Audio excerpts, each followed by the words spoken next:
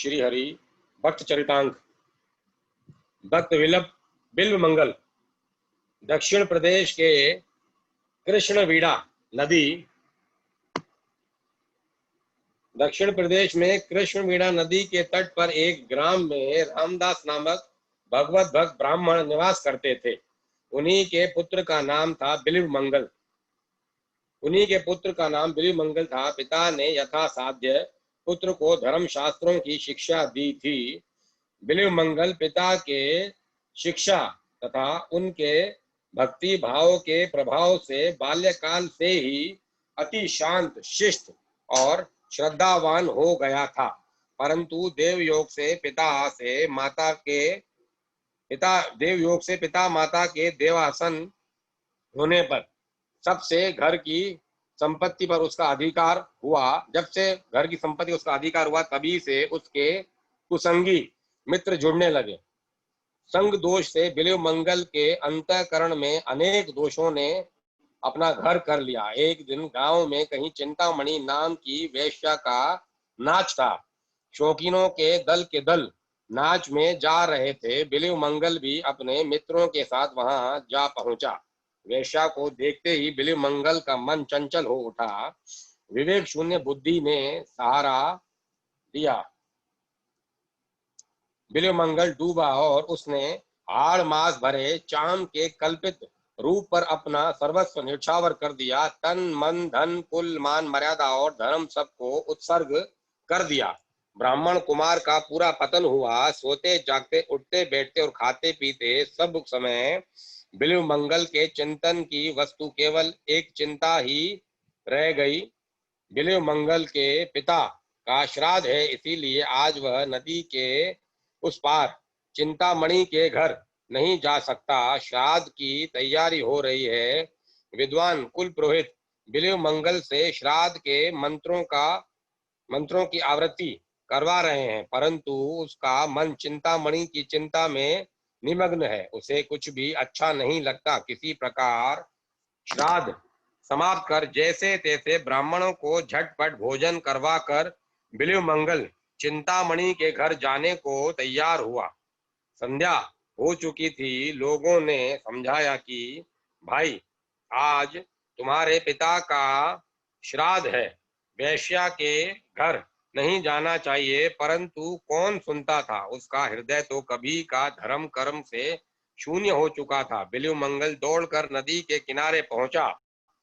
भगवान की माया अपार है। अकस्मात प्रबल वेग से तूफान आया और उसी के साथ मूसलधार वर्षा होने लगी। आकाश में अंधकार छा गया। बादलों की भयानक गर्जना और बिजली की कड़कड़ाहट से जीव मात्र भयभीत हो गए। रात दिन नदी में रहने वाले केवटों ने भी नावों को किनारे बांधकर वृक्षों का आश्रय लिया, परंतु बिल्व मंगल पर इन सब का कोई असर नहीं पड़ा। उसने केवटों से उस पार ले चलने को कहा। बार बार विनती की। उतराई का भी गहरा लालच दिया, परंतु मृत्यु का सामना करने को कौन तैयार होता। सबने इनकार कर दिया। ज्यों विलंब होता था, त्यों ही त्यों बिल्व मंगल की व्याकुलता बढ़ती जाती थी। अंत में वह अधीर हो उठा और कुछ भी आगा पीछा न सोचकर तैर कर पार जाने के लिए सहसा नदी में कूद पड़ा। भयानक दुस्साहस का कर्म था, परंतु कामातुराणम न भय न लज्जा। संयोगवश नदी में एक मुर्दा बहा जा रहा था। बिल्व मंगल तो बेहोश था। उसने उसे काट समझा और उसी के सहारे नदी के उस पार चला गया। उसे कपड़ों की सुध नहीं है, बिल्कुल दिगंबर हो गया है। चारों ओर अंधकार छाया हुआ है। बेमेल पशु भयानक शब्द कर रहे हैं। कहीं मनुष्य की गंध भी नहीं आती, परंतु बिल्व मंगल उन्मत्त की भांति अपनी धुन में चला जा रहा है।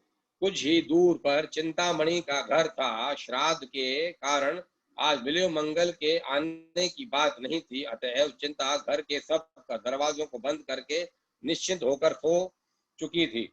बिल्व मंगल ने बाहर से बहुत पुकारा, परंतु तूफान के कारण अंदर कुछ भी नहीं सुनाई पड़ा। बिल्व मंगल ने इधर उधर ताकते हुए बिजली के प्रकाश में दीवार पर एक रस्सा लटकता देखा, परंतु उसने उसे पकड़ा और उसी के सहारे दीवार फांद कर अंदर चला गया। चिंता को जगाया, वह तो उसे देखते ही स्तंभित रह गई। नंगा बदन, सारा शरीर पानी से भीगा हुआ, भयानक दुर्गंध आ रही है। उसने कहा, तुम इस भयावनी रात में नदी पार करके बंद घर में कैसे आए? बिल्व मंगल ने काठ पर चढ़कर नदी पार होने और रस्से की सहायता से दीवार पर चढ़ने की कथा सुनाई। वृष्टि थम चुकी थी। चिंता दीपक हाथ में लेकर बाहर आई। देखती है तो दीवार पर भयानक काला नाग लटक रहा है और नदी के तीर सड़ा मुर्दा पड़ा है। बिल्व मंगल ने देखा और देखते ही कांप उठा। चिंता ने भर्त्सना करके कहा, तू ब्राह्मण है। अरे, आज तेरे पिता का श्राद्ध था, परंतु एक हाड़ मांस की पुतली पर तू इतना आसक्त हो गया कि अपने सारे धर्म कर्म को तिलांजलि देकर इस डरावनी रात में मुर्दे और सांप के सहायता से यहाँ दौड़ा आया।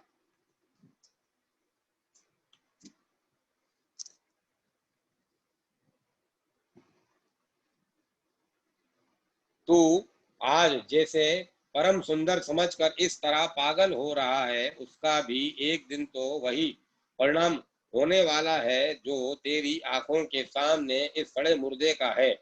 धिक्कार है तेरी इस नीच वृत्ति को। अरे, यदि तू इसी प्रकार उस मनमोहन श्याम सुंदर पर आसक्त होता, यदि उससे मिलने के लिए यूं छटपटाकर दौड़ता, तो अब तक उसको पार पाकर तू अवश्य ही कृतार्थ हो चुका होता। वेश्या की वाणी ने आज काम किया।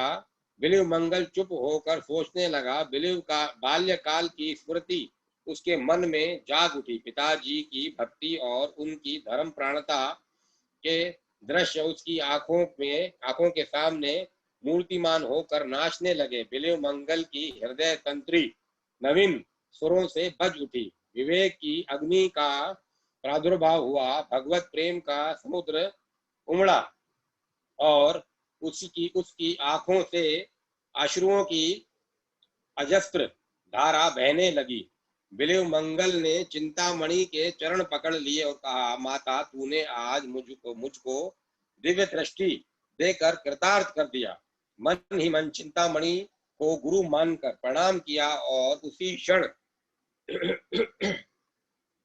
जग चिंतामणि की चारु चिंता में निमग्न होकर उन्मत्त की भांति चिंता के घर से निकल पड़ा। बिल्व मंगल के जीवन नाटक की यवनिका का परिवर्तन हो गया। श्याम सुंदर की प्रेममयी मनोहर मूर्ति का दर्शन करने के लिए बिल्व मंगल पागल की तरह जगह जगह भटकने लगा।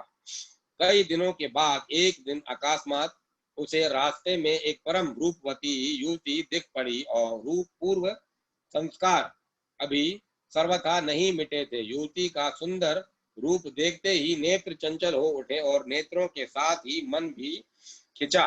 बिल्व मंगल को फिर मोह हुआ। भगवान को भूलकर वह पुनः पतंग बनकर विषाग्नि की ओर दौड़ा। बिल्व मंगल युवती के पीछे पीछे उसके मकान तक गया। युवती अपने घर के अंदर चली गई। बिल्व मंगल उदास होकर घर के दरवाजे पर बैठ गया।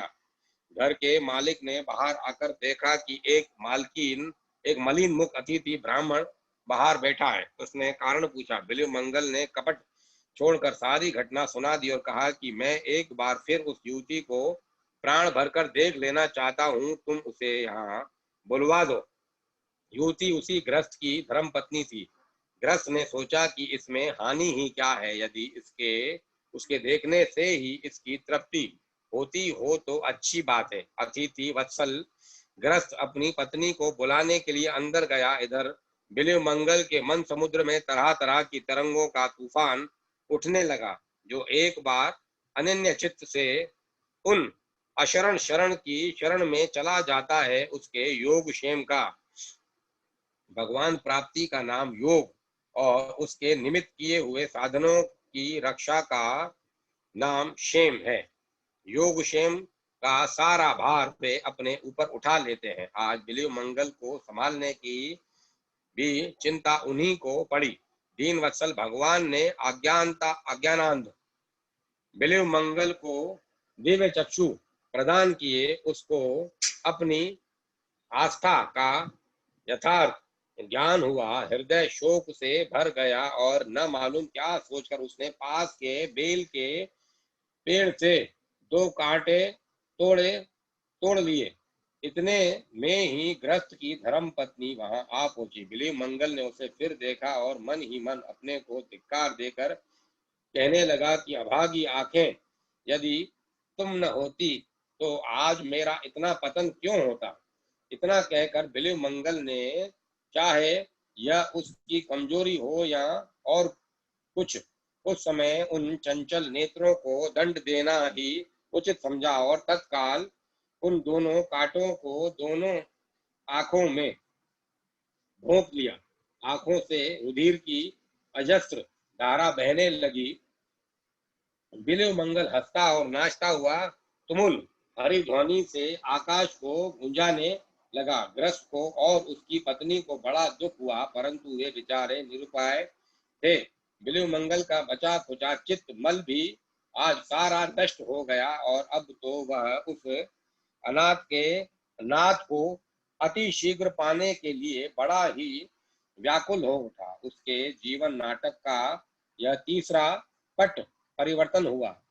परम प्रियतम श्री कृष्ण के वियोग की दारुण व्यथा से उसकी फूटी आंखों ने 24 घंटे आंसुओं की झड़ी लगा दी। न भूख का पता है, न प्यास का, न सोने का ज्ञान है और न जगने का। कृष्ण कृष्ण की पुकार से दिशाओं को गुंजाता हुआ बिलीव मंगल जंगल जंगल और गांव गांव में घूम रहा है।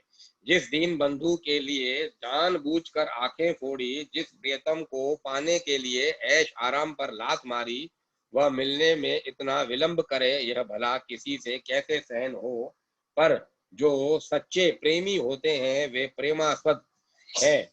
विरह में जीवन भर रोया करते हैं, सहस्त्रों आपत्तियों को सहन करते हैं, परंतु उस पर दोषारोपण कदापि नहीं करते। उनको अपने प्रेमास्पद में कभी कोई दोष दिखता ही नहीं। ऐसे प्रेमी के लिए प्रेमास्पद को भी चैन नहीं पड़ता, उसे दौड़कर आना ही पड़ता है। आज अंधा बिलीव मंगल श्री कृष्ण प्रेम में मतवाला होकर जहां तहां भटक रहा है। कहीं गिर पड़ता है, कहीं टकरा जाता है, अन्न जल का तो कोई ठिकाना ही नहीं। ऐसी दशा में प्रेम में श्री कृष्ण जैसे किंचित रह सकते हैं, निश्चित ऐसे दशा में प्रेम में श्री कृष्ण कैसे निश्चिंत रह सकते हैं। एक छोटे से गोप बालक के वेश में भगवान बिलीव मंगल के पास आकर अपनी मनमोहिनी मधुर वाणी से बोले, सूरदास जी, आपको बड़ी भूख लगी हो, मैं कुछ मिठाई लाया हूँ, जल भी लाया हूँ, आप इसे ग्रहण कीजिए। बिलीव मंगल के प्राण तो बालक के उस मधुर स्वर से ही मोहे जा चुके थे। उसके हाथ का दुर्लभ प्रसाद पाकर तो उसका हृदय हर्ष के लहरों से उछल उठा। बिलीव मंगल ने बालक से पूछा, भैया तुम्हारा घर कहाँ है, तुम्हारा नाम क्या है, तुम क्या किया करते हो। बालक ने कहा, मेरा घर पास ही है, मेरा कोई खास नाम नहीं है, जो मुझे जिस नाम से पुकारता है मैं उसी से बुलाता हूँ। गौवे चराया करता हूँ, मुझसे जो प्रेम करते हैं मैं भी उनसे प्रेम करता हूँ। बिलीव मंगल बालक की वीणा विनिंदित वाणी सुनकर विमुग्ध हो गया। बालक जाते जाते कह गया कि मैं रोज आकर आपको भोजन करवा जाया करूंगा। बिलीव मंगल ने कहा, बड़ी अच्छी बात है, तुम रोज आया करो। बालक चला गया और बिलीव मंगल का मन भी साथ लेता गया। मन चोर तो उसका नाम ही ठहरा। अनेक प्रकार की सामग्रियों से भोग लगाकर भी लोग जिनकी कृपा के लिए तरसा करते हैं, वही कृपा सिंधु रोज बिल्व मंगल को अपने कर कमलों से भोजन करवाने आते हैं। धन्य है भक्त के लिए भगवान क्या क्या नहीं करते। बिल्व मंगल अब तक यह तो नहीं समझा कि मैंने जिसके लिए फकीरी का बाना लिया और आंखों में कांटे चुभाए, यह बालक वही है, परंतु उस गोप बालक ने उसके हृदय पर इतना अधिकार अवश्य जमा लिया कि उसको दूसरी बात का सुनना भी असह्य हो उठा। एक दिन बिल्व मंगल मन ही मन विचार करने लगा कि सारी आफतें छोड़कर यहाँ तक आया, यहाँ एक नई आफत आ गई। स्त्री के मोह से छूटा तो इस बालक ने मोह में घेर लिया। यूं सोच ही रहा था कि वह रसिक बालक उसके पास आ बैठा और अपनी दीवाना बना देने वाली वाणी से बोला, बाबा जी चुपचाप क्या सोचते हो, वृंदावन चलोगे? वृंदावन का नाम सुनते ही बिल्व मंगल का हृदय बोला, भैया मैं अंधा वृंदावन कैसे जाऊं? बालक ने कहा, मैं यह लो मेरी लाठी, मैं इसे पकड़े पकड़े तुम्हारे साथ चलता हूँ। बिल्व मंगल का मुख खिल उठा। लाठी पकड़कर भगवान भक्त के आगे आगे चलने लगे। धन्य दयालुता, भक्त की लाठी पकड़कर मार्ग दिखाते हैं। थोड़ी सी दूर जाकर बालक ने कहा, लो वृंदावन आ गया, अब मैं जाता हूँ। बिल्व मंगल ने बालक का हाथ पकड़ लिया। हाथ का स्पर्श होते ही सारे शरीर में बिजली सी दौड़ गई। सात्विक प्रकाश से सारे द्वार प्रकाशित हो उठे। बिल्व मंगल ने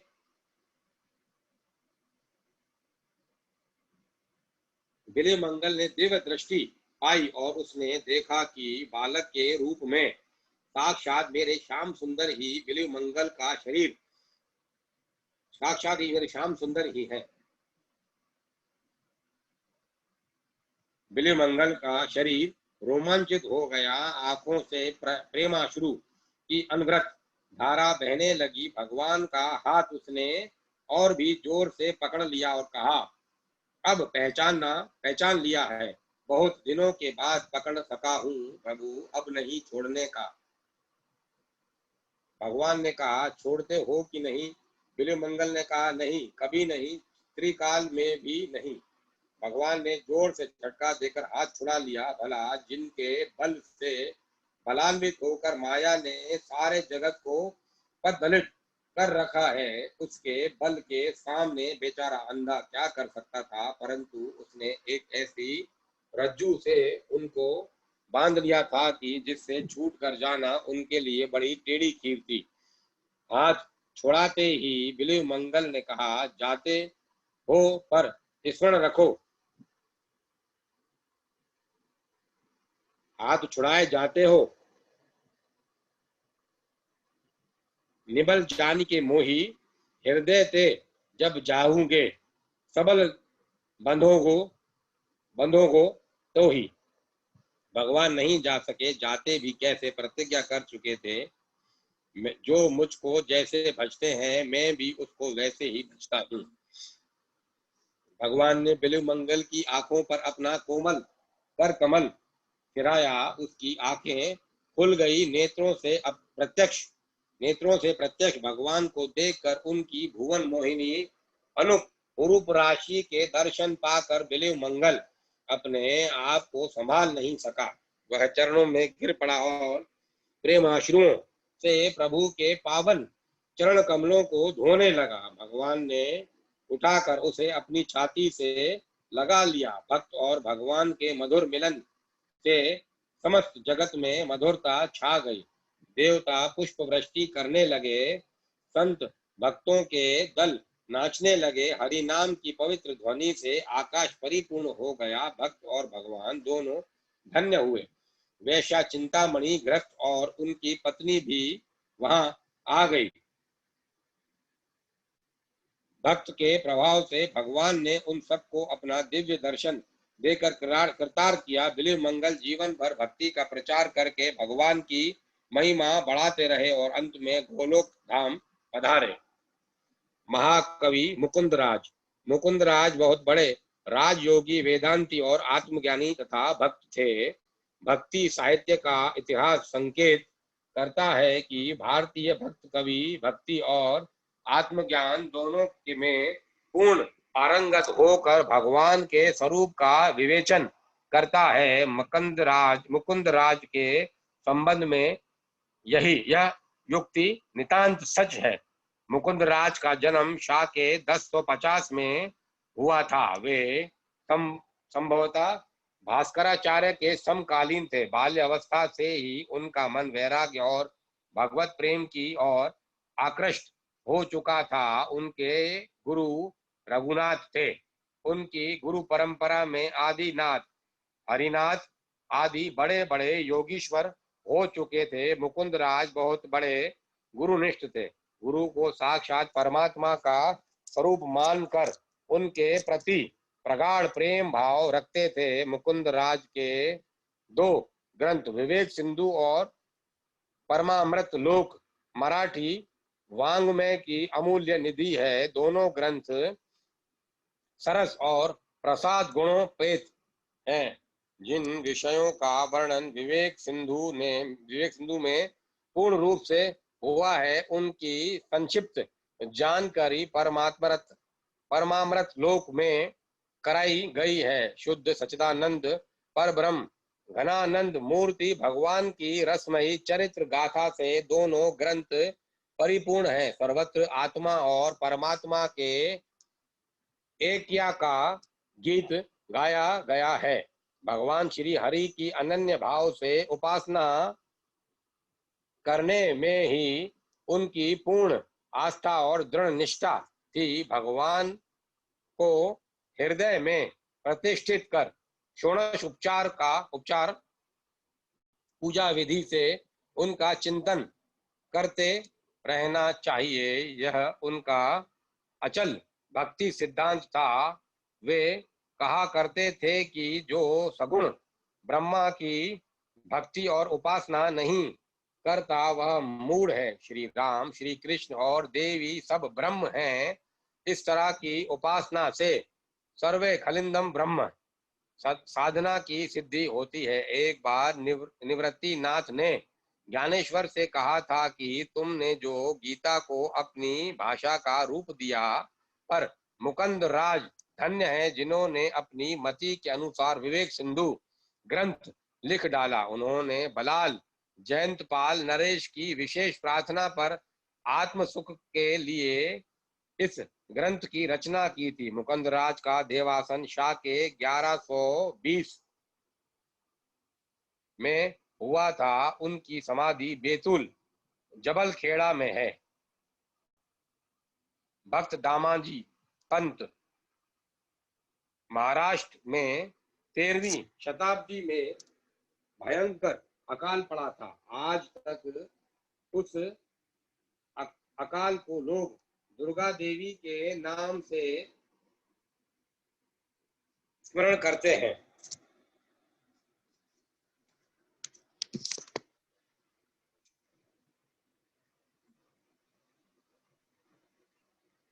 अन्न के अभाव से हजारों मनुष्य तड़प तड़प कर मर गए। वृक्षों की छाल और पत्ते तक नहीं बचे थे। कष्ट की कोई सीमा नहीं थी। जो लोग जीवित बचे थे उनको भी देखकर भय लगे ऐसे वे हो गए थे। देह में रक्त मांस का नाम तक नहीं, जैसे सूखे कंकाल पर चमड़ा चिपका दिया गया हो। भूखों के अंतर्नाद से रात दिन दिशाएं रोया करती थी। उन दिनों गोवल कुंडा बेदरशाही राज्य के अंतर्गत मंगल भेंडिया प्रांत का शासन भार श्री धामाजी पंत के ऊपर था। धामाजी पंत और उनकी पत्नी दोनों ही भगवान के अनन्य भक्त थे। पांडुरंग के चिंतन में उनका चित्त लगा रहता था। श्री हरि का स्मरण करते हुए निष्काम भाव से कर्तव्य कर्म करना उनका व्रत था। दीन दुखियों की हर प्रकार से सेवा सहायता करते थे। शत्रु को भी कष्ट में पड़ा देखकर व्याकुल हो जाने वाले दामाजी पंत अपनी अकाल पीड़ित प्रजा का वह करुण क्रंदन सहन न कर सके। अन्न के लिए तड़प तड़प कर प्राण देने वाले प्राणियों का आर्त चित्कार उनसे सुना नहीं गया। राज भंडार में अन्न भरा पड़ा था, दया के सम्मुख बादशाह का भय कैसा। अन्न भंडार के ताले खोल दिए गए, भूख से व्याकुल हजारों मनुष्य मरने से बच गए। सब कहीं उद्धार पुण्यात्मा पुरुषों की अकारण निंदा करने वाले होते हैं। दामाजी के सहायक नायब सूबेदार ने देखा कि अवसर अच्छा है, यदि दामाजी को बादशाह हटा दे तो मैं प्रधान सूबेदार बन सकूंगा। उसने बादशाह को लिखकर सूचना दी। दामाजी पंत ने अपनी कीर्ति के लिए सरकारी अन्न भंडार लुच्चे लफंगों को लुटा दिया। नायब सूबेदार का पत्र पाते ही बादशाह क्रोध से आग बबूला हो गया। उसने सेनापति को 1000 सैनिकों के साथ दामाजी को गिरफ्तार करके ले आने की आज्ञा दी। मुसलमान सेनापति जब मंगल भेड़िया पहुंचा, उस समय दामाजी श्री पांडुरंग की पूजा में लगे थे। सेनापति उन्हें जोर जोर से पुकारने लगा। दामाजी की धर्मपत्नी ने तेजस्विता के साथ कहा, अधीर होने की आवश्यकता नहीं है, वे पूजा में बैठे हैं। जब तक उनका नित्य कर्म पूरा न हो जाए, लाख प्रयत्न करने पर भी तुम तक वे किसी को उनके पास नहीं मैं किसी को उनके पास नहीं जाने दूंगी। सेनापति पतिव्रता नारी के तेज से अभिभूत हो गया। उसका अभिमान लुप्त हो गया। वह प्रतीक्षा करने लगा। दामाजी की पूजा समाप्त होने पर स्त्री ने उन्हें सेनापति के आने का समाचार दिया। दामाजी समझ गए कि अन्न लुटवा देने का समाचार पाकर बादशाह ने उन्हें गिरफ्तार करने को सैनिक भेजे हैं। भय का लेश तक उनके चित्त में नहीं था। पत्नी से उन्होंने कहा, चिंता करने की कोई बात नहीं है, हमने अपने कर्तव्य का पालन ही किया है। बादशाह कठोर से कठोर दंड दे, इसके लिए तो हम पहले से तैयार थे। भगवान पांडुरंग का प्रत्येक विधान दया से पूर्ण होता है। जीव के मंगल के लिए ही उनका विधान है। उनकी प्रसन्नता की अभिष्ट है। पत्नी को आश्वासन देकर वे बाहर आए। सेनापति का अधिकार गर्व दामाजी की तेजपूर्ण शांत सौम्य मुखाकृति देखते ही दूर हो गया। उसने नम्रता पूर्वक कहा, बादशाह ने आपको शीघ्र बुलवा लाने के लिए मुझे भेजा है। दामाजी ने सेनापति से कहा, पत्नी को आश्वासन देकर मैं साथ चलता हूँ। दामाजी की भगवत भक्ता पतिव्रता स्त्री ने पति की गिरफ्तारी का समाचार सुना। वह बड़ी स्थिरता से बोली, नाथ, भगवान पंडरीनाथ जो कुछ करते हैं उसमें हमारा हित ही होता है। उन दयामय ने आपको एकांत सेवन का अवसर दिया है। अब आप केवल उनका ही चिंतन करेंगे। मुझे तो इतना ही दुख है कि यह दासी स्वामी की चरण सेवा से वंचित रहेगी। पत्नी से विदा लेकर वे बाहर आ गए। सेनापति ने उनके हाथों में हथकड़ी डाल दी। उनको बंदी करके वे ले चले। दामाजी को न तो बंदी होने का दुख है और न पदच्युत होने की चिंता। वे तो पांडुरंग विठल की धुन में तन्मय हैं। कीर्तन करते चले जा रहे हैं। गोकुल कुंड के मार्ग में ही पांडुरपुर पड़ता है। दामाजी की इच्छा भगवान का दर्शन करने की हुई। सेनापति ने स्वीकृति दे दी। मंदिर में प्रवेश करते ही दामाजी का शरीर रोमांचित हो गया। नेत्रों से टपाटप बूंदें गिरने लगी। शरीर की सुधि जाती रही। कुछ देर में अपने को संभाल कर वे भावमग्न होकर भगवान की स्तुति करने लगे। विलंब हो जाने से सेनापति उन्हें पुकार रहा था। दामाजी भगवान को साष्टांग प्रणाम करके उनकी मोहनी मूर्ति हृदय में धारण किए बाहर आ गए। उन्हें लेकर सेनापति आगे चल पड़ा। उधर बेदर का बादशाह कैदी सूबेदार की प्रतीक्षा कर रहा था। देर होने से उसका क्रोध बढ़ रहा था। इतने में एक काले रंग का किशोर अवस्था का ग्रामीण पुरुष हाथ में छोटी सी लकड़ी लिए, कंधे पर काली कंबल डाले, निर्भयता पूर्वक दरबार में चला आया। उसने जोहर करके कहा, बादशाह सलामत। यह चाकर मंगल भेड़िया ने अपने स्वामी दामाजी पंत के पास से आ रहा हूं। दामाजी का नाम सुनते ही बादशाह ने उत्तेजित होकर पूछा, क्या नाम है तेरा? उत्तर मिला, मेरा नाम तो बिट्टू है सरकार। दामाजी के अन्न से पला में चमार हूं। यह अद्भुत सुंदर रूप, यह हृदय को स्पर्श करती मधुर वाणी। बादशाह एकटक देख रहा था। इस उस बिट्टू को बादशाह का क्रोध कब का दूर हो गया था। उन्होंने पूछा, यहाँ क्यों आए हो? उस ग्रामीण ने कहा, सरकार, अपराध क्षमा हो। अकाल में आपकी प्यारी प्रजा भूखों मर रही थी। मेरे स्वामी ने आपके कोठर का गल्ला उसकी प्राण रक्षा के लिए बांट दिया। मैं उस गल्ले का मूल्य देने आया हूँ। आप कृपा करके पूरा मूल्य खजाने में जमा करा लें और मुझे रसीद दिलवाने की दया करें। बादशाह को ठक सा हो गया। वह मन ही मन बड़ा लज्जित हुआ।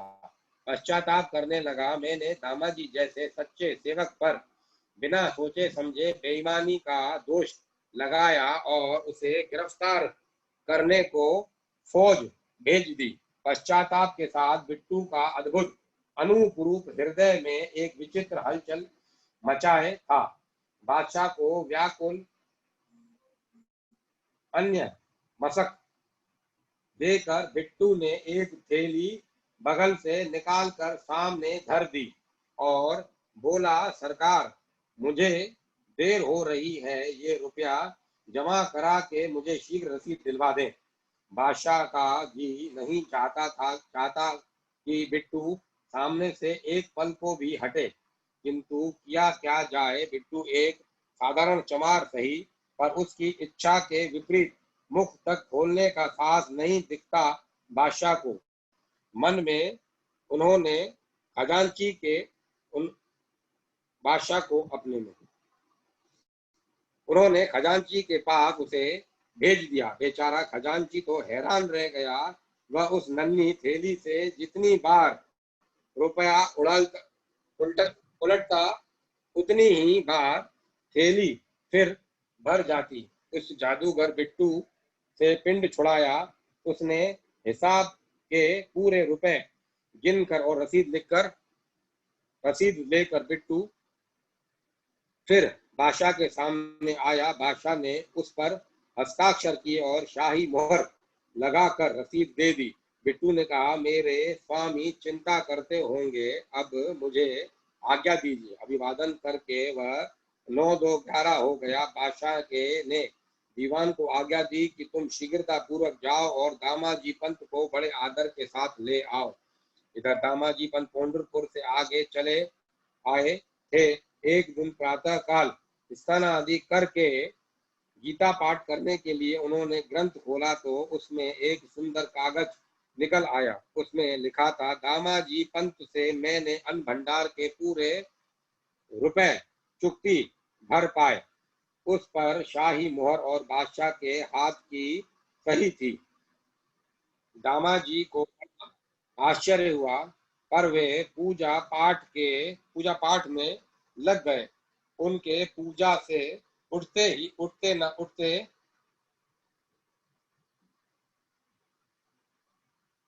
बादशाह के दूत आ पहुंचे। नवीन आज्ञा लेकर सेनापति ने उनकी हथकड़ी खोल दी। उनको सम्मान पूर्वक सवारी पर बैठाया गया।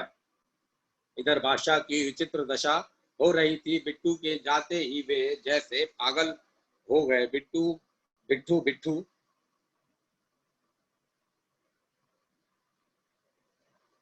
की पुकार मचा दी। उन्होंने चारों ओर घुड़सवार दौड़ाए गए, पर क्या बिट्ठू इस प्रकार मिला करता है। जब सवार निराश होकर लौट आए, तब तो बादशाह की व्याकुलता सीमा पार कर गई। बिट्ठू कहाँ है वह बिट्ठू, कहते पैदल ही वे राजधानी से बाहर दौड़ पड़े। उसी समय दामाजी सामने से आ रहे थे। बादशाह दौड़कर उनके गले से लिपट गया और बड़ी कातरता से कहने लगे, दामाजी दामाजी, जल्दी बताओ बताओ, मुझे पापी को बताओ, वह प्यारा बिट्ठू कहाँ है। मेरे प्राण निकले जा रहे हैं। दामाजी, उस बिट्ठू के सुंदर मुख को देखे बिना मैं अभी मर जाऊंगा। देर मत करो, बता दो, मैं तुम्हारे पैरों पैरों पड़ता हूँ, मुझे बिट्ठू का पता बता दो। दामाजी तो हक्के बक्के से हो गए। वे बोले, हुजूर, कौन है बिट्ठू। बादशाह ने कहा, दामाजी छिपाओ मत, हाथ जोड़ता हूँ, अपने उस बिट्ठू महार का पता जल्दी बता दो। वही सांवरा सांवरा लंगोटी लगाए, हाथ में लकुटी लिए, तुम्हारे पास से रुपए लेकर आने वाला मेरा बिट्टू कहाँ है वह। सहसा दामाजी के सामने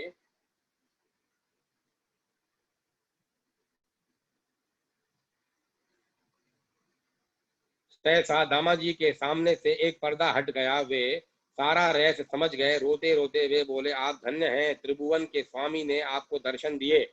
मुझ अभागे के लिए वे सर्वेश्वर एक दरिद्र चमार बने और एक सामान्य मनुष्य का अभिवादन करने आए। नाथ, मैंने जिसका अन्न लुटवाया था, वह मेरे प्राण लेने के अतिरिक्त और क्या कर सकता था। दयाधाम सर्वेश्वर, आपने इतना कष्ट क्यों किया।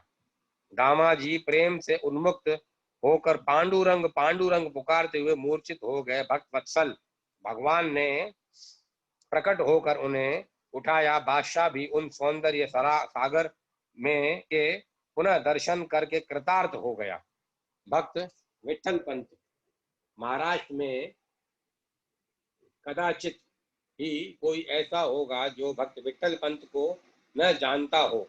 वे श्री ज्ञानेश्वर महाराज के, जो महाराष्ट्र देश में भक्ति मार्ग के आग प्रवर्तक और सारे महाराष्ट्र के धर्म गुरु थे, पिता थे। विठल पंत के पूर्वज पेठण से 4 कोस की दूरी पर गोदावरी किनारे एक ग्राम के निवासी थे। आपके पिता गोविंद पंत थे। ये लोग वहाँ कुल कर्णिका का काम करते थे। वे मध्यान्ह शाखा के यजुर्वेदीय ब्राह्मण थे। बाल्य अवस्था से ही विठल पंत को वेदों और शास्त्रों की अच्छी शिक्षा मिली थी, इसीलिए वे बहुत बड़े ज्ञानी, विरक्त और ईश्वर भक्त थे। ये प्राय घर गृहस्थी की ओर से उदासीन रहते और तीर्थ सेवा, साधु संतों का सहवास और ईश्वर भक्ति में ही इनका जीवन मन लगता था। इसी से वे विवाह न करके छोटी सी अवस्था में तीर्थ यात्रा को निकल पड़े। इस प्रकार जब वे पूना के पास आलंदी ग्राम में पहुंचे, तब वहां के सिद्धेश्वर मंदिर में ठहरे थे। आप देखने में तो ज्ञान संपन्न थे ही, पर साथ ही वृत्ति भी बड़ी निर्मल थी और आचरण भी बहुत पवित्र था। यहाँ के कुलकर्णी सिद्धों पंत ने अपनी सुशील कन्या रुक्मणी बाई का विठल पंत से विवाह कर दिया। विठल पंत ने विवाह तो कर लिया, किंतु उनका मन गृहस्थी में नहीं लगता था। वे प्राय भगवान चिंतन में ही लगे रहते थे और यही सोचा करते थे कि यह कहाँ का झगड़ा अपने पीछे लगा लिया। रुक्मणी बाई अत्यंत पति परायणा थी, फिर भी वह अपने ईश्वर भक्त पति को अपने वश में नहीं कर सकती थी। विठल पंत की विरक्ति उत्तरोत्तर बढ़ती जाती थी और वे अपना शेष जीवन काशी में ही बिताना चाहते थे। अंत में एक दिन वे गंगा स्नान के बहाने काशी चले गए और वहां उन्होंने स्वामी रामानंद से संन्यास ले लिया। इधर रुक्मणी बाई 12 वर्षों तक उग्र तप करती रही। अंत में प्रसन्न होकर प्रभु ने उसकी पुकार सुन ली। एक बार ऐसा संयोग हुआ कि रामानंद स्वामी रामेश्वर यात्रा को जाते हुए आलंदी ग्राम में ठहरे। रुक्मणी बाई के प्रणाम करने पर उन्होंने पुत्रवती भव का आशीर्वाद दिया। यह सुनकर उसको कुछ हंसी आई कि महात्मा का आशीर्वाद निष्फल हो जाएगा। रामानंद स्वामी को जब यह ज्ञात हुआ कि उसका पति काशी में संन्यास ले चुका है, अतः आशीर्वाद कैसे पूर्ण होगा, तब वे रुक्मणी बाई से उसके पति की अवस्था, रूप, रंग आदि के बारे में पूछकर उन्होंने अनुमान कर लिया कि यह वही चैतन्य आश्रम स्वामी है।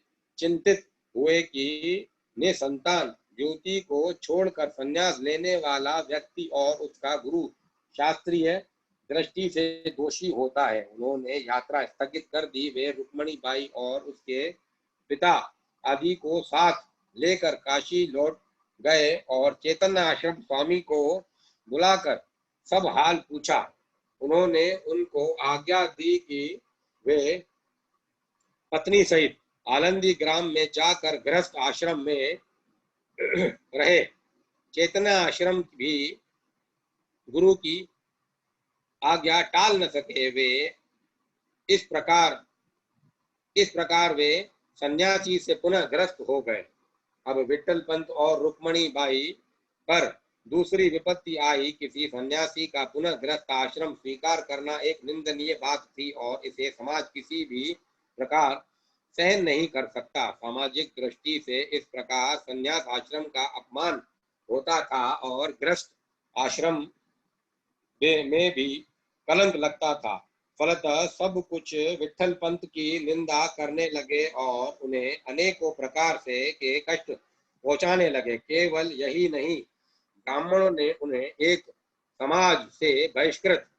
उन्होंने अपने समाज से बहिष्कृत भी कर दिया।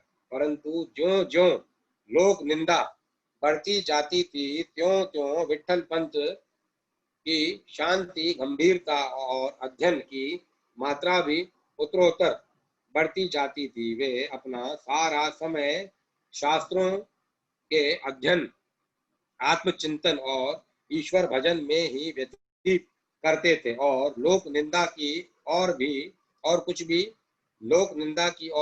ध्यान नहीं देते थे।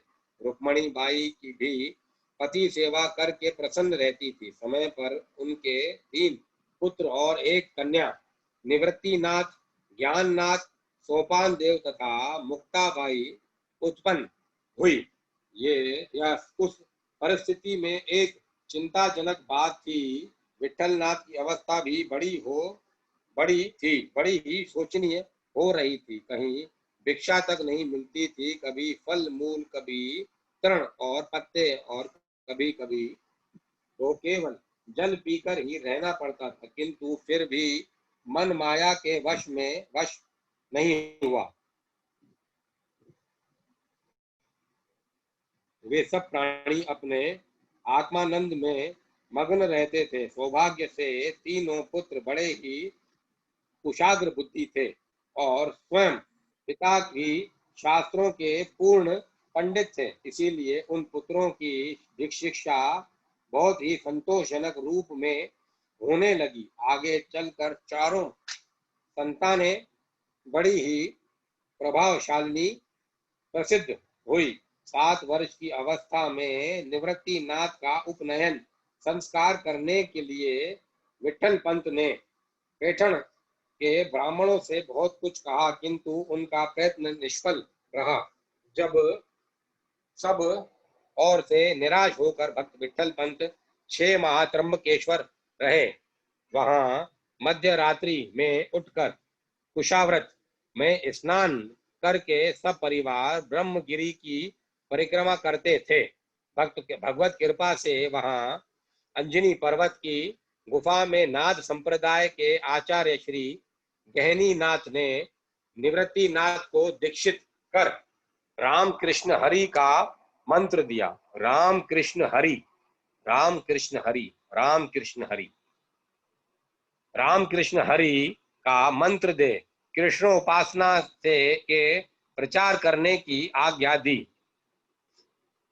अपने स्वरूप में स्थित विठल पंत पूर्वत समय बिताने लगे। यहाँ से आपे ग्राम गए, वहां बच्चों को अपने विठल भगवान के आश्रय छोड़ पत्नी सहित प्रयाग यात्रा की और वहीं दोनों ने जल समाधि ले ली।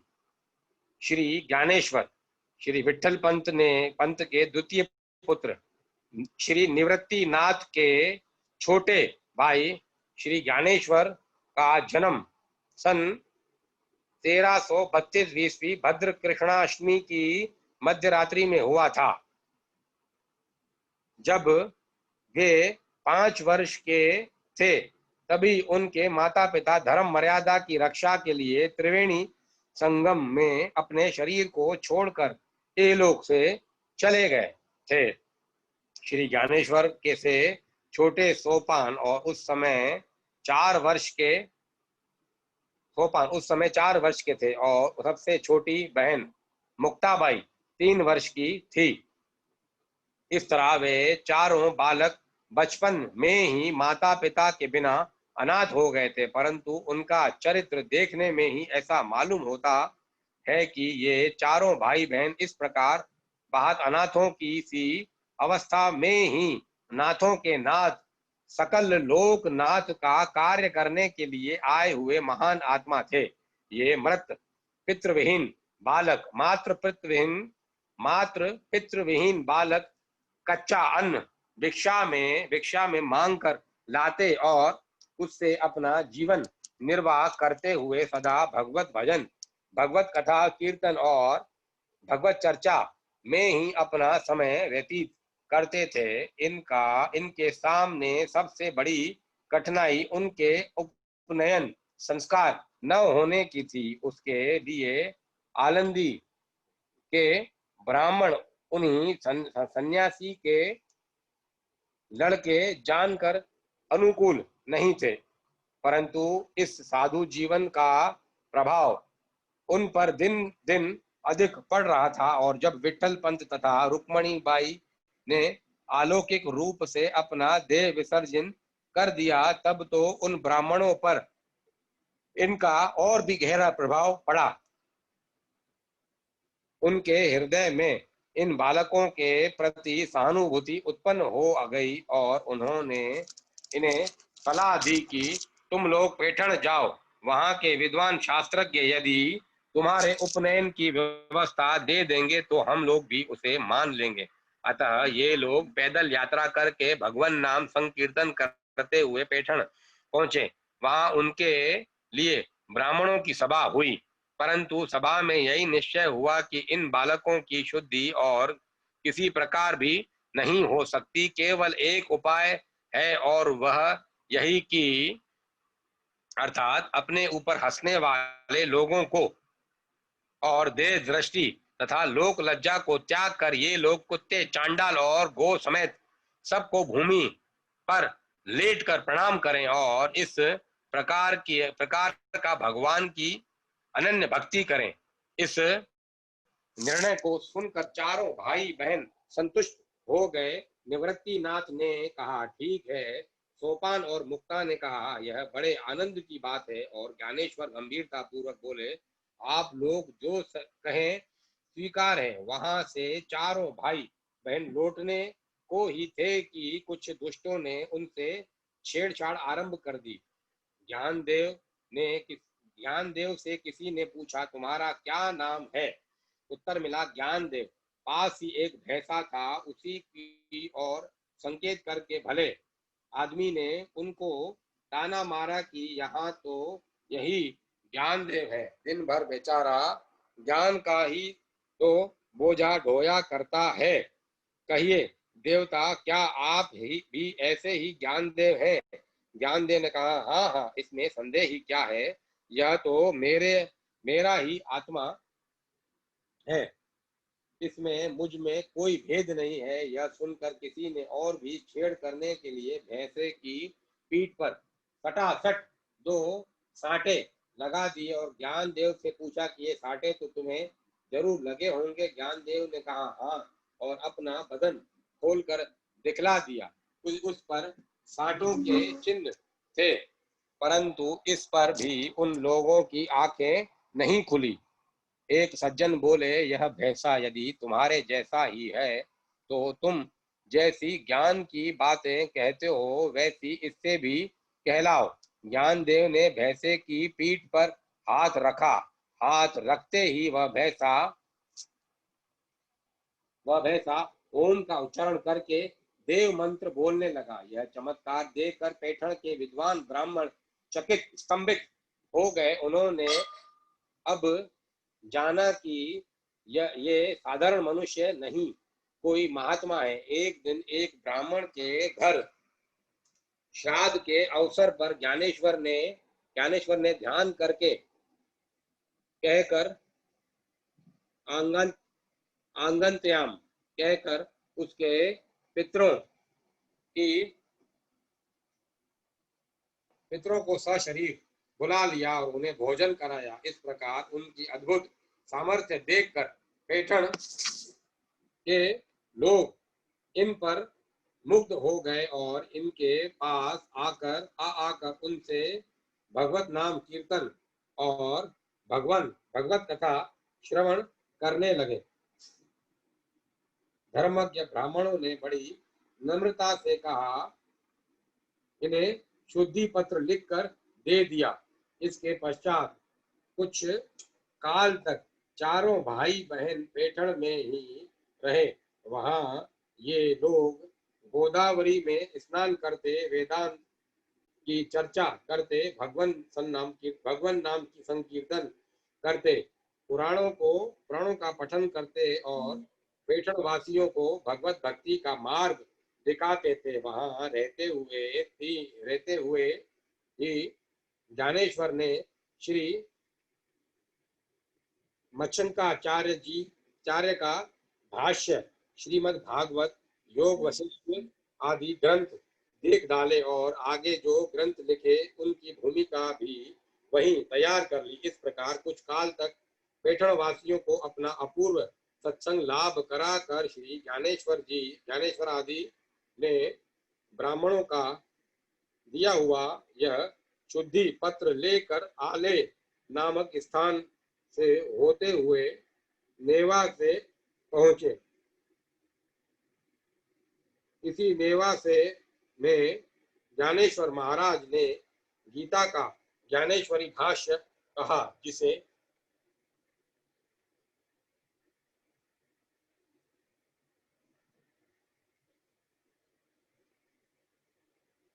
सच्चिदानंद जी ने लिखा। नेवा से कुछ काल के लिए श्री ज्ञानेश्वर आदि आनंदी चले गए।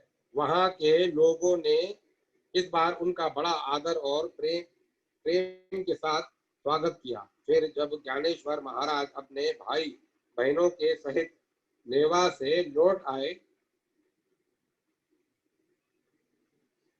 तब उन्होंने सदगुरु श्री निवृत्तिनाथ के सामने गीता का सानुभूत भाष्य कहना आरंभ किया। उस समय तक श्री निवृत्तिनाथ 17 वर्ष के, श्री ज्ञानेश्वर 15 वर्ष के, सोपान देव 13 वर्ष के और मुक्ताबाई 11 वर्ष की।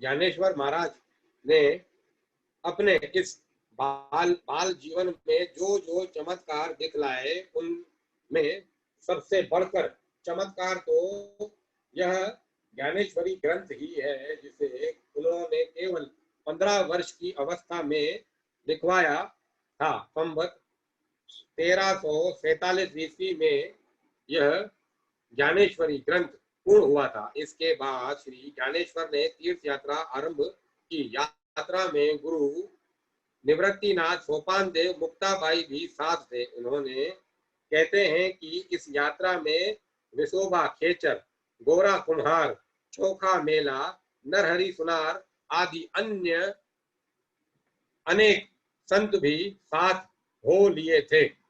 इस सबसे पहले श्री ज्ञानेश्वर महाराज पंढरपुर गए, जहां उन्होंने श्री विठ्ठल भगवान के दर्शन जहां उन्हें श्री विठ्ठल भगवान के दर्शन हुए और परम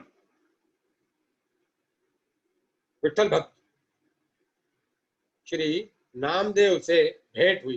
तत्पश्चात श्री नामदेव जी को भी साथ लेकर श्री ज्ञानेश्वर महाराज ने अनेक स्थानों में अपने उपदेश द्वारा असंख्य मनुष्यों का उद्धार करते हुए उज्जैन, प्रयाग, काशी, गया, अयोध्या, गोकुल, वृंदावन, द्वारका, गिरनार आदि तीर्थ स्थानों का परिभ्रमण किया और तदंतर वे सब संतों के साथ पंढरपुर लौट आए।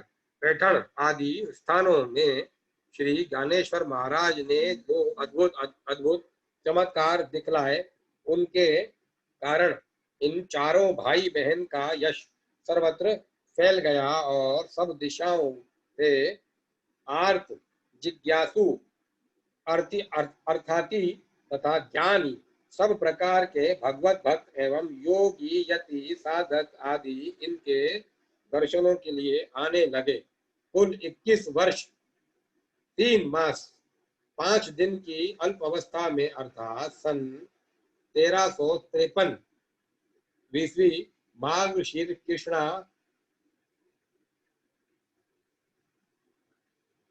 13 को श्री ज्ञानेश्वर महाराज ने जीवित समाधि ले ली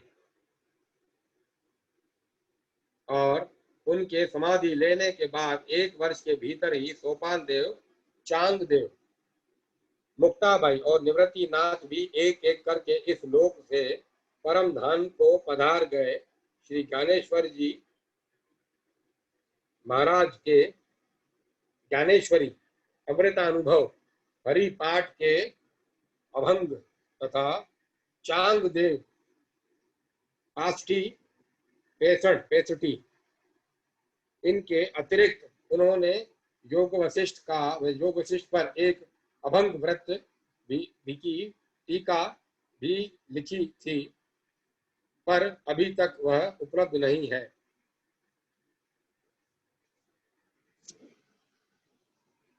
गोरा कुमार श्री ज्ञानेश्वर कालीन भक्तों में उम्र में सबसे बड़े गोरा कुमार थे।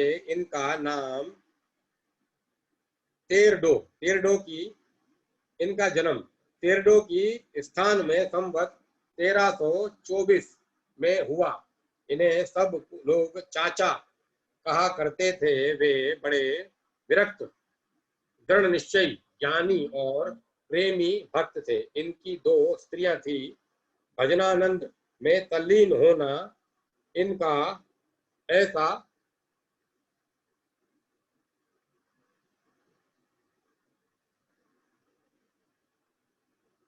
भजनानंद में तल्लीन होना इनका ऐसा था कि एक बार इनका एक नन्हा बच्चा इनके उन्मुक्त नृत्य में पैरों तले कुचल कर मर गया, पर इन्हें इसकी कुछ भी सुध न हुई। इससे चिढ़कर इनकी सहधर्मिणी संती ने इनसे कहा कि अब आज से आप मुझे स्पर्श न करें। तब से इन्होंने उन्हें स्पर्श करना सदा के लिए त्याग ही दिया।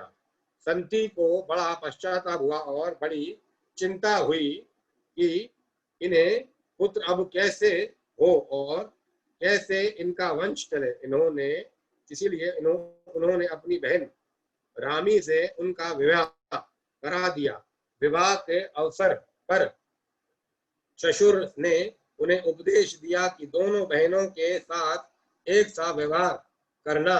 बस उन्होंने नव विवाहिता को भी स्पर्श न करने का निश्चय कर लिया। एक रात को दोनों बहनों ने इनके दोनों हाथ पकड़कर अपने शरीर पर रखे। उन्होंने अपने इन दोनों हाथों को पापी समझकर काट डाला।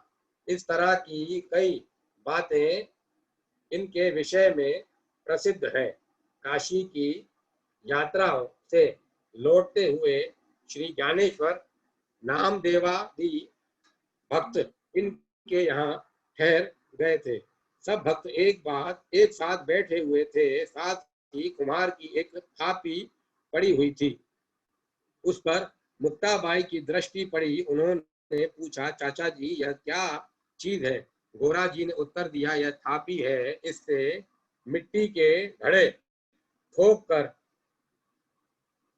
यह देखा जाता है कि कौन घड़ा कच्चा है और कौन पक्का। मुक्ताबाई ने कहा, हम मनुष्य भी तो घड़े ही हैं।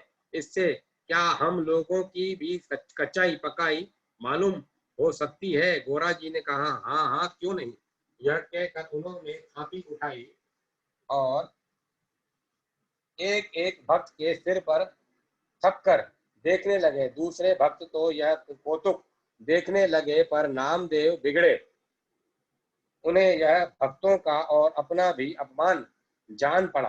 गोरा जी थपते थपते जब इनके पास आए तो इनको बहुत बुरा लगा। गोरा जी ने इनके भी सिर पर थापी थपी और बोले, भक्तों में यह घड़ा कच्चा है। श्री नामदेव ने कहा, श्री नामदेव से कहने लगे, नामदेव तुम भक्त हो, पर अभी तुम्हारा अहंकार नहीं गया। जब तक गुरु की शरण में नहीं जाओगे तब तक ऐसे ही कच्चे रहोगे। नामदेव को बड़ा हुआ। वे जब पंढरपुर लौट आए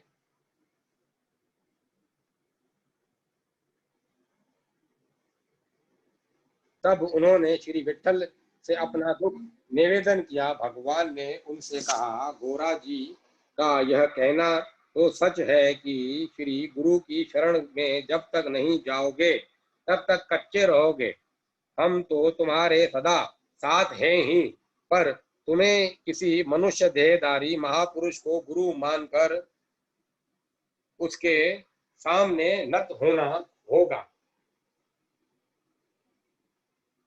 उसके चरणों में अपना अहंकार लीन करना होगा। भगवान के आदेश के अनुसार नामदेव जी ने श्री विठोबा खेचर को गुरु माना और गुरु उपदेश ग्रहण किया। इस प्रकार गोरा जी कुमार बड़े अनुभवी ज्ञानी भक्त थे। भक्त कुमरदास कुरम कुरमदास कुरम कुरम दास कुरमदास ज्ञानदेव नामदेव के समकालीन एक ब्राह्मण थे। ये पैठण में रहते थे। जन्म से ही इनके हाथ पैर नहीं थे। जहाँ कहीं भी पड़े रहते और जो कोई जो कुछ लाकर खिला देता उसी से निर्वाह करते थे। एक दिन पैठण में कहीं हरि कथा हो रही थी। उन्होंने दूर से उसकी ध्वनि सुनी और पेट के बल रेंगते हुए वहां पहुंचे। वहां उन्होंने पंढरपुर की आषाढ़ी कीर्ति की यात्रा का महात्म्य सुना। कीर्ति की एकादशी कार्तिकी वहां उन्होंने पांडुरपुर की आषाढ़ी कार्तिकी यात्रा का महात्म्य सुना। कार्तिकी एकादशी में अभी 4 महीने की अवधि थी। कुमुददास ने पेट के बल चलकर तब तक पांडुरपुर पहुंचने का निश्चय किया। बस उसी क्षण वहां से चल पड़े।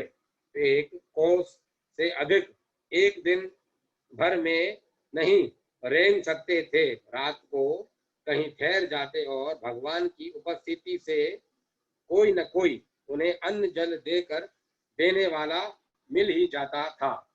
इस तरह 4 महीने में वे लहुल नामक स्थान में पहुंचे। बस अब कल ही एकादशी है और पंढरपुर वहां से 7 कोस है। किसी तरह से भी कुमरदास वहां एकादशी को पहुंच नहीं सकते। झुंड के झुंड यात्री चले जा रहे थे, पर कुंवरदास लाचार हैं। क्या इस अभागे को भगवान के दर्शन कल नहीं होंगे? मैं तो वहां तक कल नहीं पहुंच सकता, पर क्या भगवान यहाँ तक नहीं जा सकते? वे तो चाहें जो कर सकते हैं। यह सोचकर उन्होंने एक चिट्ठी लिखी। हे भगवान, मैं बेहाथ पैर का आपका दास यहाँ पड़ा हूँ। मैं कल तक आपके पास नहीं पहुंच सकता, इसीलिए आप ही दया करके यहाँ आए और मुझे दर्शन दें। यह चिट्ठी उन्होंने एक यात्री के हाथ भगवान के पास भेज दी। दूसरे दिन एकादशी को भगवान के दर्शन करके उस यात्री ने वह चिट्ठी भगवान के चरणों में रख दी। लहू लहू लहुल में कुर्मदास भगवान की प्रतीक्षा कर रहे थे, जोर जोर से पुकार रहे थे, भगवान कब दर्शन दोगे? अभी तक क्यों नहीं आए? मैं तो आपका हूं न। इस प्रकार अत्यंत व्याकुल होकर वे भगवान को पुकारने लगे। परम कारुणी पुंडरीनाथ, श्री विठल, ज्ञानदेव, नामदेव और सांता माली इन तीनों के साथ कुर्मदास के सामने आकर खड़े हो गए। कुर्मदास ने उनके चरण पकड़ लिए। तब से भगवान जब तक कुर्मदास वहां थे वहीं रहे।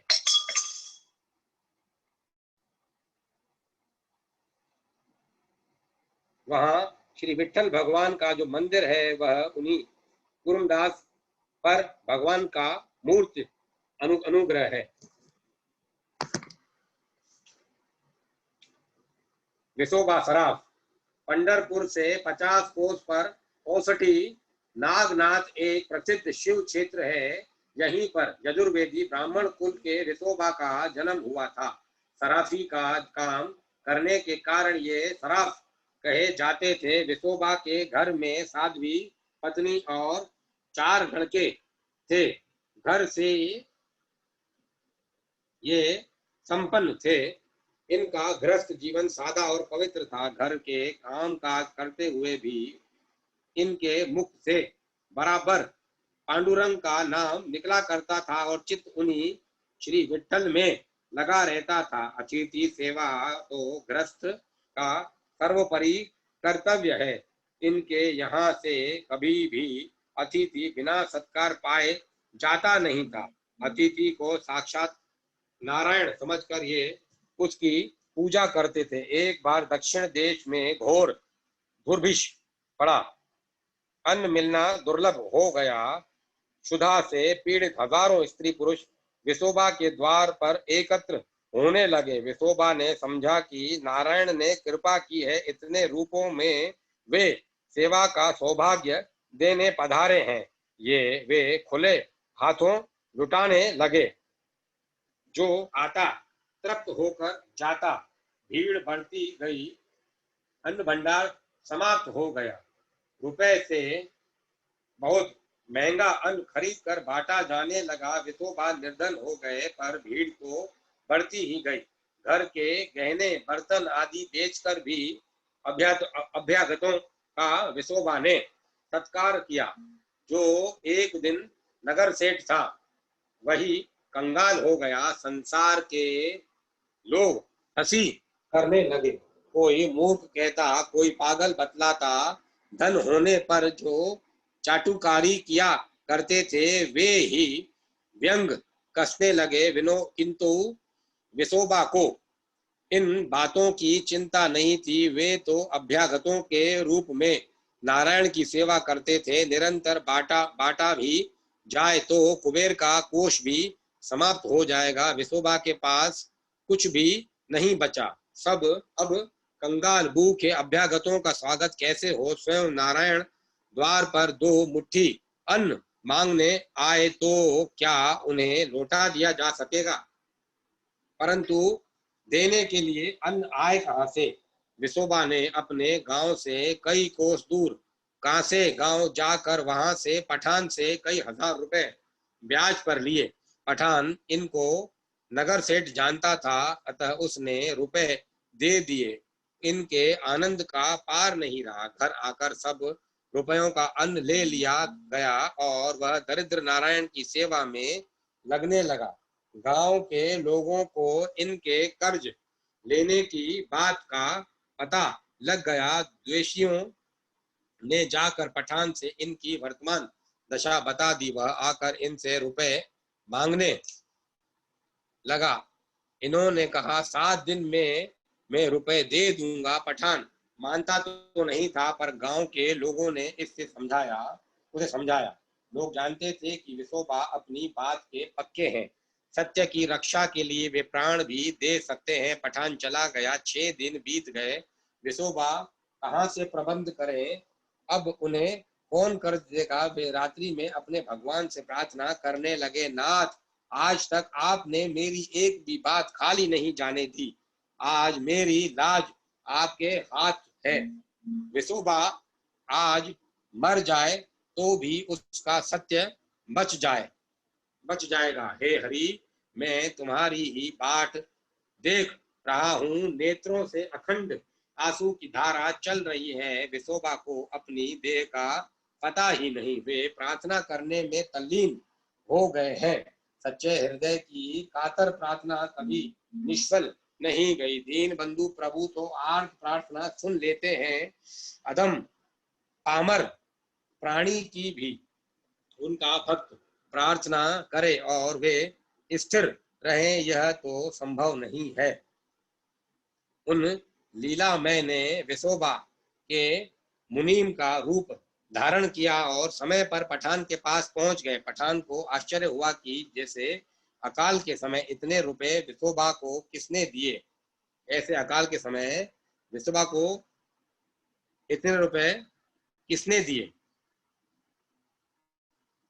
पर उन मुनि रूपधारी ने उसे समझा दिया कि विसोबा की साख तथा सच्चाई के कारण रुपए मिलने में कठिनाई नहीं हुई। कई आदमियों के सामने हिसाब करके ब्याज सहित पाई पाई मुनीम ने चुका दिया और पुरनोट पर भरपाई की रसीद लिखवा ली। उस दिन विसोबा स्नान करके गीता पाठ करने बैठे तो पुस्तक में फटा पुरनोट मिला। वे पूजा करके सीधे पठान के घर को चल पड़े। वहां जाकर बोले, भाई मुझे क्षमा करो, मैं तुम्हारा रुपया पूरे ब्याज सहित दे दूंगा, मुझे कुछ समय दो। पठान आश्चर्य में आकर बोला, आप कहते क्या हो? आपका मुनीब कल ही तो पूरे रुपए दे गया है। मैंने आपसे रुपए मांगकर गलती की। जितना रुपया चाहिए आप ले जाइए। आपसे पुरनोट लिखवाने की मुझे कतई जरूरत नहीं। विसोबा के आश्चर्य का पार नहीं रहा। गांव के लोगों ने भी बताया कि आपका मुनीब रुपया दे गया है। घर लौटकर मुनीब से उन्होंने पूछा, बेचारा मुनीब भला क्या जाने, वह हक्का बक्का रह गया। अब विनोबा को निश्चय हो गया कि यह सब उनके दया में प्रभु की ही लीला है। उन्हें बड़ी ग्लानि हुई। उनके लिए पांडुरंग को इतना कष्ट उठाना पड़ा। सब कुछ छोड़ छाड़ कर वे पांडुरपुर चले आए। ऐसे उदार स्वामी को छोड़कर अब उनका मन अन्यत्र रहने का नहीं हुआ। वे अब भजन में लीन हो गए। श्री ज्ञानेश्वर के मंडल में विसोबा पीछे सम्मिलित हुए। उन्होंने योग का अभ्यास किया और सिद्ध महात्मा माने जाने लगे। उन्होंने स्वयं कहा है, चांगदेव को मुक्ताबाई ने अंगीकार किया और सोपान देव ने मुझ पर कृपा की। अब जन्म मरण का भय नहीं रहा। श्री ज्ञानेश्वर को ये भगवान का अवतार ही मानते थे। श्री नामदेव जी को भगवान ने स्वप्न में आदेश किया कि विसोबा से दीक्षा लो। आदेश किया कि वे विसोबा से दीक्षा लें। इस भगवतीय आज्ञा को स्वीकार करके जब नामदेव इनके पास आए तो ये एक मंदिर में शिवलिंग पर पैर फैलाए लेटे थे। नामदेव को इससे बड़ा आश्चर्य हुआ। उन्होंने कहा, नमिया, मैं बूढ़ा हो गया हूँ, मुझसे पैर उठते नहीं हैं, ऐसे स्थान पर मेरे पैर रख दें जहां शिवलिंग न हो। नामदेव जी ने उनके पैर वहां से हटाकर नीचे रख दिए, पर वहां भूमि में से दूसरा शिवलिंग प्रकट हो गया। अब नामदेव समझ गया कि गुरुदेव के चरणों पर गिर समझ वे अब नामदेव समझ गया, वे गुरुदेव के चरणों पर गिर पड़े। नामदेव जी ने अपने अंगों में उनकी बड़ी महिमा गाई। नामदेव ने अपने अभंगों में इनकी बड़ी महिमा गाई। भक्तवाणी उन ज्ञान में वराह रूप में प्रकट हुए अतुल तेजस्वी भगवान विष्णु को जो प्रणाम करते हैं, उन्हें भी मेरा बार बार प्रणाम है। ओम नमः शिवाय, ओम नमः शिवाय, हर हर नमः शिवाय, ओम नमः शिवाय, ओम नमः शिवाय, हर हर नमः शिवाय, ओम नमः शिवाय, ओम नमः शिवाय, हर हर नमः शिवाय, ओम नमः शिवाय, ओम नमः शिवाय, हर हर नमः शिवाय, ओम नमः शिवाय, ओम नमः शिवाय, हर हर नमः शिवाय, ओम नमः शिवाय, ओम नमः शिवाय, हर हर नमः शिवाय, ओम नमः शिवाय, ओम नमः शिवाय, हर हर नमः शिवाय, ओम नमः शिवाय, ओम नमः शिवाय, हर हर नमः शिवाय, ओम नमः शिवाय, ओम नमः शिवाय, हर हर भोले नमः शिवाय, ओम नमः शिवाय, ओम नमः शिवाय, हर हर भोले नमः शिवाय, ओम नमः शिवाय, ओम नमः शिवाय, हर हर भोले नमः शिवाय, ओम नमः शिवाय, ओम नमः शिवाय, हर हर भोले नमः शिवाय, ओम नमः शिवाय, ओम नमः शिवाय, हर हर भोले नमः शिवाय, ओम नमः शिवाय, ओम नमः शिवाय, हर हर भोले नमः शिवाय, ओम नमः शिवाय, ओम नमः शिवाय, हर हर भोले नमः शिवाय, ओम नमः शिवाय, ओम नमः शिवाय,